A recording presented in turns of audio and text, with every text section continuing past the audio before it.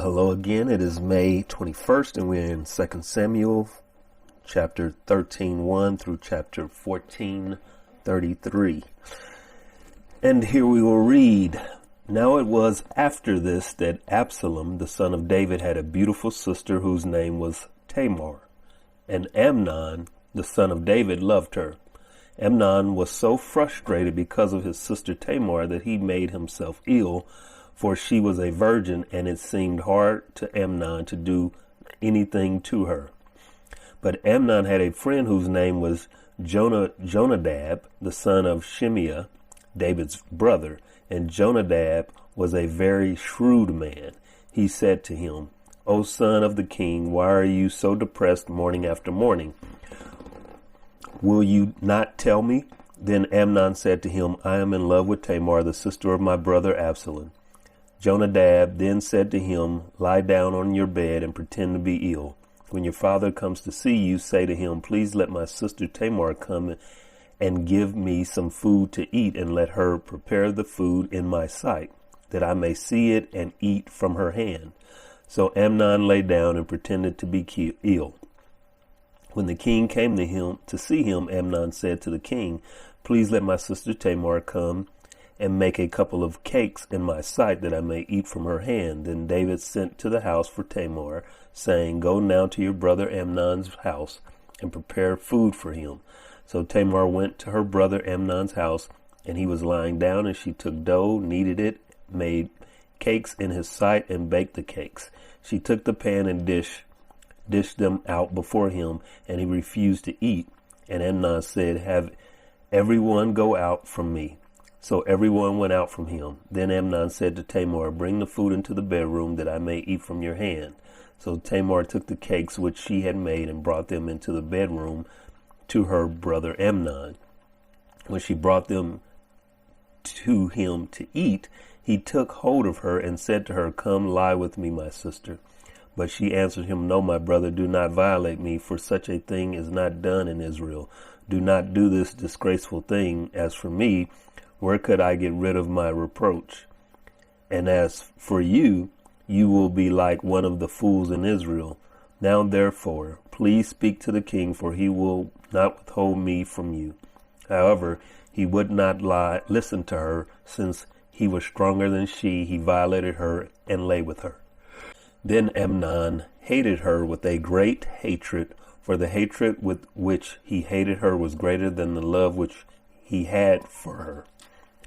And Amnon said to her, Get up, go away. But she said to him, No, because this wrong in sending me away is greater than the other that you have done to me.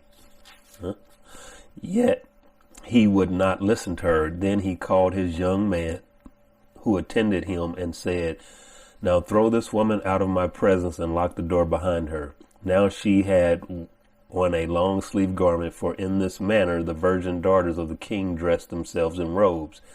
Then his attendant took her out and locked the door behind her. Tamar put ashes on her head and tore her long-sleeved garment which was on her, and she put her hand on her head and went away, crying aloud as she went. Then Absalom, her brother, said to her, Has Amnon your brother been with you?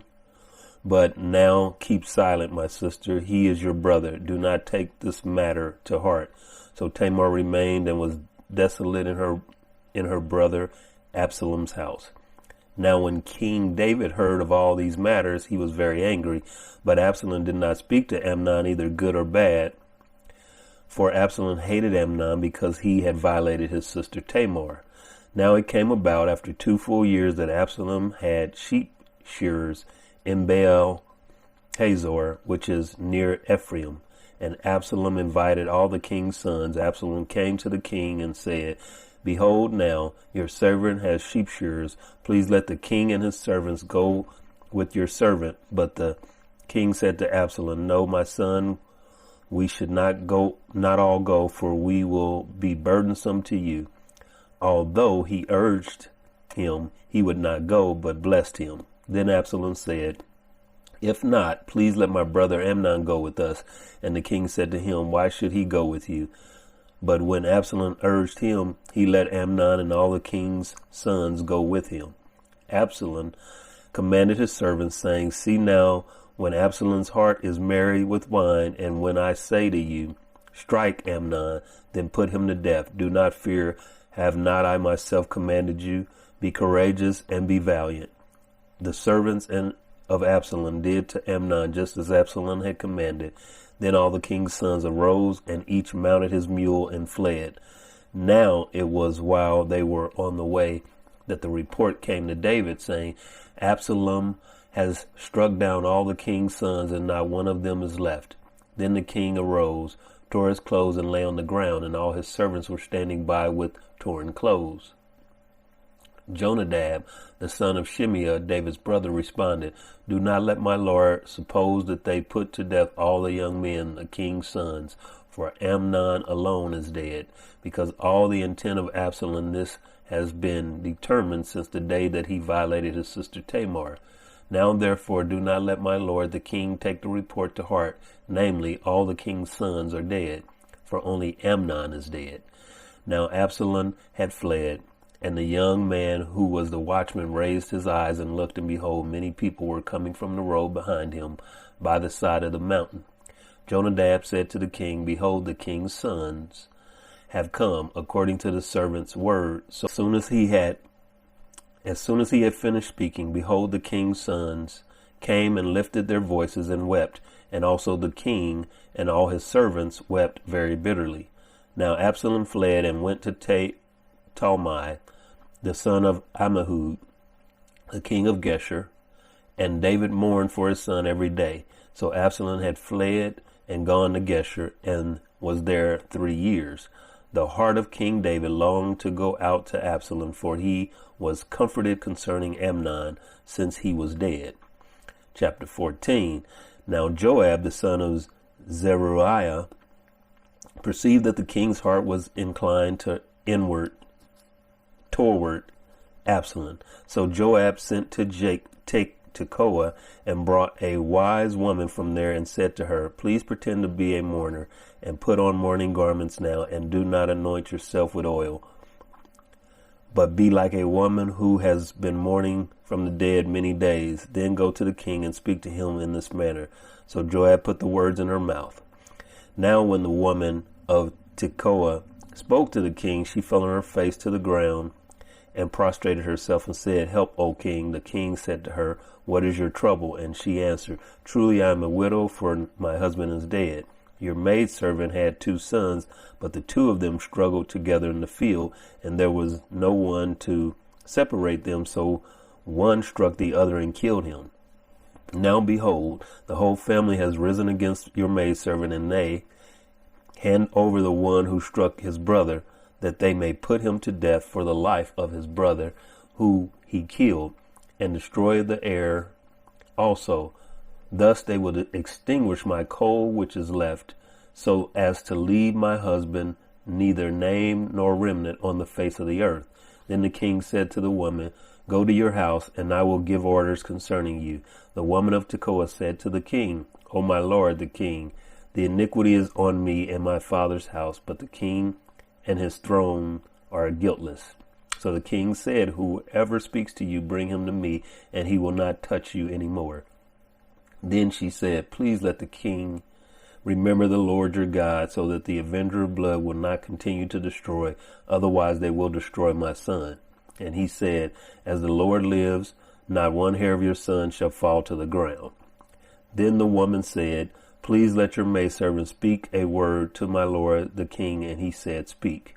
The woman said, Why then have you planned such a thing against the people of God? For in speaking this word, the king is as one who is guilty, and that the king does not bring back his banished one.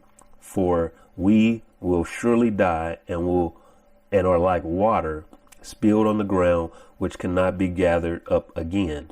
Yet God does not take away life, but plans ways so that the banished one will not be cast out from him. Now the reason I have come to speak this word to my lord the king is that the people have made me afraid. So your maidservant said, Let me now speak to the king. Perhaps the king will perform the request of his maidservant. For the king will hear and deliver his maidservant from the hand of the man who would destroy both me and my son from the inheritance of God. Then your maidservant said, Please let the word of my lord the king be comforting. For as the angel of God, so is my lord the king to discern good and evil, and may the Lord your God be with you. Then the king answered and said to the woman, Please do not hide anything from me that I am about to ask you. And the woman said, Let my lord the king please speak. So the king said, Is the hand of Joab with you in all this? And the woman replied, As your soul lives, my lord the king, no one can turn to the right or to the left from anything that my lord the king has spoken. Indeed, it was your servant Joab who commanded me. And it was he who put all these words in the mouth of your maidservant in order to change the appearance of things. Your servant Joab has done this thing. But my Lord is wise, like the wisdom of the angel of God, to know all that is in the earth. Then the king said to Joab, Behold, now I will surely do this thing. Go therefore, bring back the young man Absalom. Joab fell on his face to the ground, prostrated himself, and blessed the king. Then Joab said, Today your servant knows that I have found favor in your sight, O my lord the king, in that the king has performed the request of his servant. So Joab arose and went to Geshur and brought Absalom to Jerusalem. However, the king said, Let him turn to his own house, and let him not see my face. So Absalom turned to his own house and did not see the king's face. Now in all Israel was no one as handsome as Absalom, so highly praised from the sole of his feet to the crown of his head, that there was no defect in him. When he cut the hair of his head, and it was at the end of every year that he cut it, for it was heavy on him, so he cut it. He weighed the hair of his head at 200 shekels by the king's weight. To Absalom there were born 3 sons and 1 daughter, whose name was Tamar. She was a woman of beautiful appearance. Now Absalom lived 2 full years in Jerusalem and did not see the king's face. Then Absalom sent for Joab to send him to the king, but he would not come to him. So he sent again a second time, but he would not come. Therefore he said to his servants, See, Joab's field is next to mine, and he has barley there. Go and set it on fire. So Absalom's servants set the field on fire.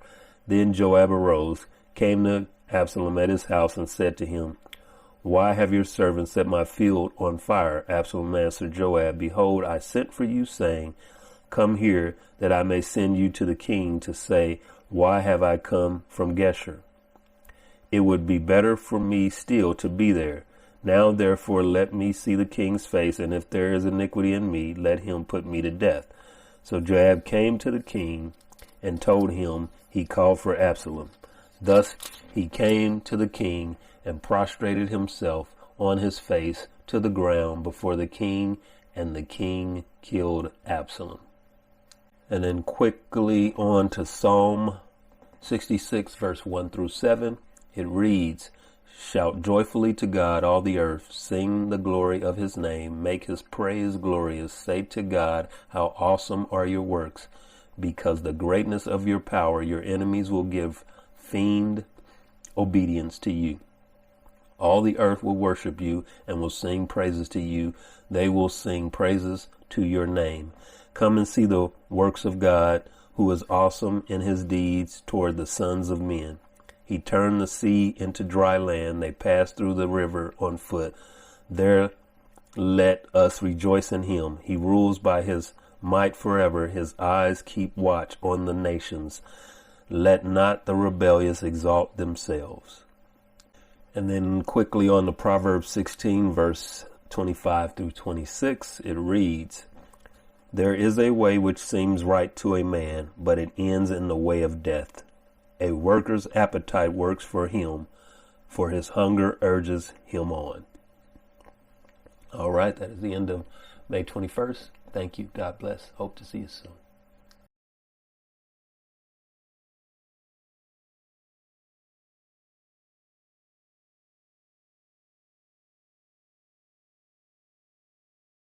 So it happened